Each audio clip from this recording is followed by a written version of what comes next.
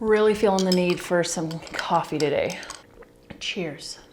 Hey guys, thank you so much for joining me today. Welcome back. This is Philosophy.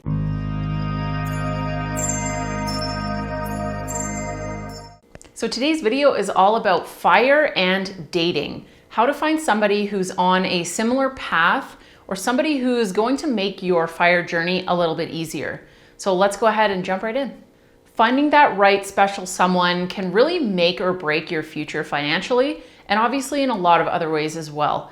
So going through the whole dating scene and trying to find somebody who's compatible on a million other levels, not only finances, but making sure that they're at least on a similar page, I think is really important. Of course, finances is not the only thing to judge somebody on. You don't want to be just looking for this as like a top of the list kind of thing. You don't want to be judging people based on how much money they make or how much they have saved or whatever, but it definitely is something that I think you need to be on the same page on in terms of how you look at money, how you deal with money. So the first thing I'm going to talk about is attitude. This is probably the most important thing that I would look out for in another person. If you're dating and trying to find somebody who's compatible with you, I would really recommend kind of opening the floor to see what kind of attitude they have. Are they a growth mindset person? Are they a fixed mindset? Are they more open, willing to change, willing to discuss things, and willing to admit that they're wrong? This, I think, is a huge red flag if somebody is very closed-minded, very fixed-minded on a lot of things, and they're really not willing to listen to other people, take advice. I think that that is a general trait that you should be looking out for. But when it comes to finances, that is massive. I think a lot of people still have this kind of taboo kind of attitude towards talking about money, talking about their goals, their dreams in relation to finances, career stuff. And I just think looking for somebody who is more willing to bring things to the table earlier on, that is probably a good sign that they might be a good match for you in terms of the FIRE lifestyle and going down that path.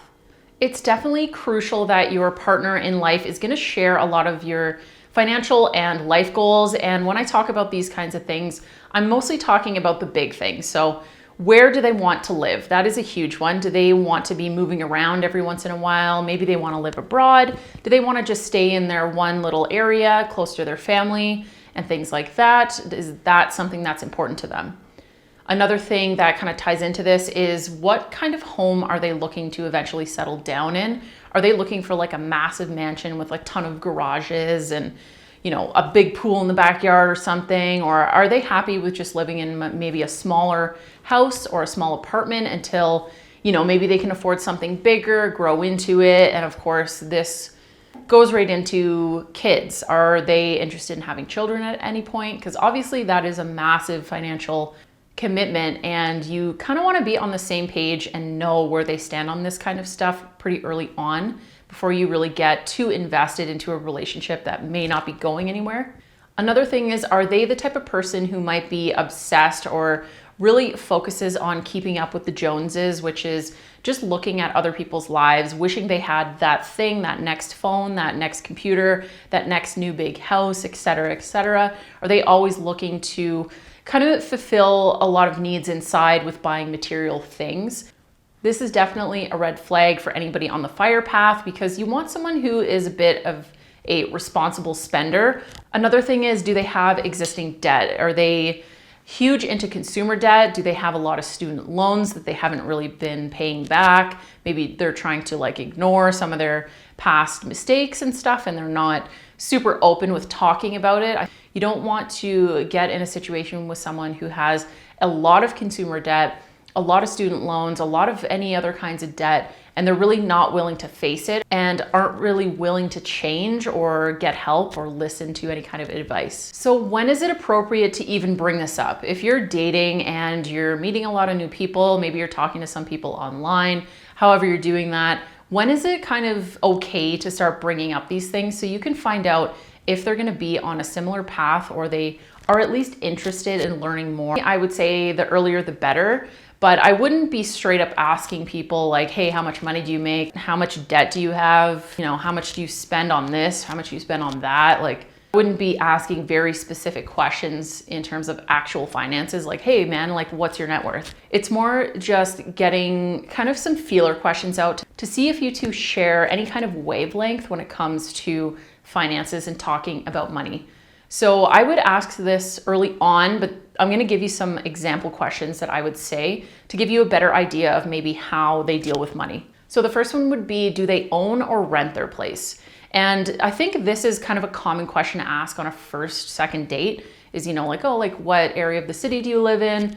Okay, like, do you own your place? Do you rent it? And you can kind of segue into, do you ever want to own? Are you kind of interested in are you saving up for that? Or the next one that I really like to talk about as well is retirement, because I think a lot of people don't really talk about this in any relationship until it's you're in your 50s or something like that. And then you kind of start talking about retirement plans. But I think it's kind of fun to bring up retirement on the first few dates and just kind of play what would you do if you retired today? Like if you didn't have to worry about money and you could retire right now, like what would you do? You could ask some more specific questions about retirement if they kind of cling on to that and really seem interested in the topic. Do you have a match at work? Do you optimize that? And what are your plans? Do you want to retire at traditional age? Do you see you ever retiring? Do you want to retire early?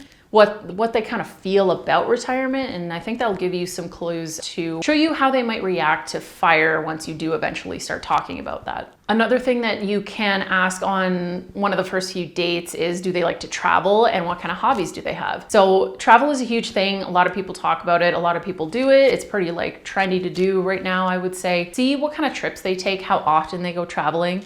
And in the same line of thinking, hobbies, what kind of hobbies do they have? Do they have a whole bunch of different ones? Are they really focused on one or two things? Do they have a lot of very expensive hobbies? Do they like to travel, the luxury lifestyle travel? Do they prefer the budget travel? Really just getting to know this person and seeing how all of these things tie into their finances and life, I think will give you a good understanding whether or not they're compatible with you. Another thing that you can talk about on the first few dates is vehicles. So are they the type of person who likes to upgrade their vehicle every few years? Do they have an old clunker that they've had for 10 years and they're gonna run it into the ground? That can definitely be a clue into how they look at spending money and taking debt on to get something new that maybe they don't necessarily need. And this can kind of help you frame whether or not this person is more of a spender or a saver. So I've been in a relationship for about 3 years now, but before that I was pretty hard going at the dating scene. I was on Bumble and Tinder,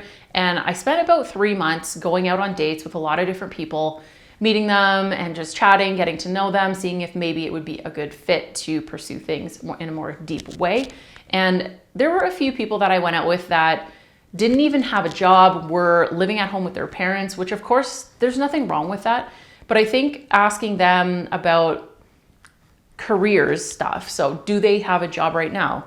That is a big thing. If they do, what are their goals in their career? Do they want to climb the corporate ladder? Do they have kind of a side hustle that they want to turn into their main income stream one day? And just getting to kind of know how they view work is a really important thing as well if you're on the FIRE path and you're looking for someone who's compatible. You don't necessarily have to find someone who is, super miserable in their job and they want to retire ASAP and FIRE could help them get there. You kind of want to find someone who just has a more modern view on work, and either, they look at it as a paycheck or they actually really enjoy it and it really fulfills something in their life that they need. So I think it's important to talk about that, because at least for me, finding somebody who is really obsessed with just making more money, climbing the ladder, means that they're probably not going to have a lot of time for me. And it's really important to spend quality time with somebody, especially when you're just getting to know them. And you don't really want to get in a situation with somebody who is just obsessed with keeping up with the Joneses and buying the new hottest thing. And they're going to just kind of leave you by the wayside because they don't have the same kind of goals financially as you do. So I'm just going to go back into just saying that, of course, this is not everything. Somebody who is not necessarily on the FIRE path, not necessarily a saver, or they don't really understand money, it's not really a big deal. It's definitely not a deal breaker. Later in the video, I'm going to go through some red flags and green flags of people that I've met in my life and also that maybe you have met. But I'll just give you an example. My current partner was not really a saver when I first met him. He didn't really know a whole lot about finances, and he was in a pretty substantial amount of consumer debt. But I found a lot of things about him that really counteracted the fact that he wasn't in like the best financial situation in the world, because I think it's more of an attitude thing, like I mentioned earlier. And when I go through the red flags, I think you'll kind of get that it's definitely more of a mindset, attitude, and like just the way that you look at the world, and just being willing and being open to learn new things and to improve yourself. I think that's a huge thing. Okay, red flags. These are items that if you hear someone kind of behaving this way or acting this way, maybe it's time to move on to the next person. Blaming others for their finances. This is huge. If you are kind of like dating somebody, just getting to know them, and you hear them, constantly talking about how they're broke because, the government, because inflation, because, they don't get paid enough, because their parents aren't helping them out anymore, et cetera, et cetera. If you hear somebody making a lot of excuses why they can't improve their own situation, this is a massive red flag. And it's very, very hard to change someone in this kind of mindset. This is definitely a fixed mindset where they think that they have no responsibility to improve their situation or to just be open to learn new things and to take criticism and to change something that they're doing. Another big red flag is no future goals. When I say no future goals, I mean absolutely nothing. Like somebody who lives day to day, they don't give a shit what happens in a month, a year, 5 years, 10 years. There's no plans on retirement. There's no plans on getting a better job. There's no plans on changing their situation. There's no plans on becoming a better person. They just have no goals at all. They're just kind of coasting through life. And if you want to live that way, that's fine. But I think if you're on the fire path and you're looking for someone to kind of share this road with you, you definitely want someone who is open, willing to try new things, and is happy to set goals with you and for themselves so that they're continually becoming a better version of themselves. The third really big red flag that I would watch out for is an unwillingness to talk about money.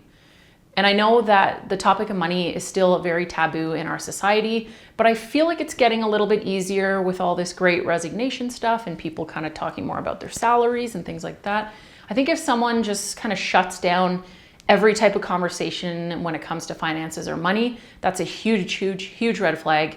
And if they're not really willing to open up or change their ways, they're either hiding something really bad, like a shitload of debt, or they basically were raised to never talk about it.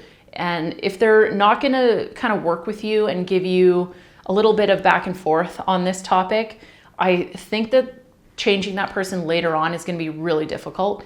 And this might be a deal breaker if you're worried about getting married to this person potentially and then losing the majority of your net worth in a divorce. Now I'm going to share with you 3 green flags. These are things that when you're going on dates, if people are kind of behaving this way when you're talking about money and stuff, that I would be like, cool, this person could be on the same page as me, like let's see where it goes. So number 1 is willingness to learn, open to learning about finances, open to discussing it, and just kind of going back and forth and being interested in what you have to say. If you're on the fire path, it's probably a pretty big portion of your life. You probably think about it quite a bit. I know I do. And if somebody that you're dating is interested in that and they want to learn more, definitely a green flag. The second green flag is somebody who sets goals. So this is obviously opposite to the red flag, someone who doesn't set goals, but setting goals, not necessarily financial. If they are just setting goals in general, like maybe they have a goal to read like 10 books in a year, or maybe they have a goal of getting a bit fitter and like running a 5K marathon or cooking more, basically like New Year's resolutions, but that they're constantly trying to improve themselves, even if it's not a financial goal. That is a really big green flag, and it definitely shows you that they're a little more in touch with themselves and they can take criticism, change things, and they kind of realize that they're not perfect. So I think that that is a really key piece to finding somebody who might be on the same financial tracks as you are. The third green flag is that they own their debt or their financial situation.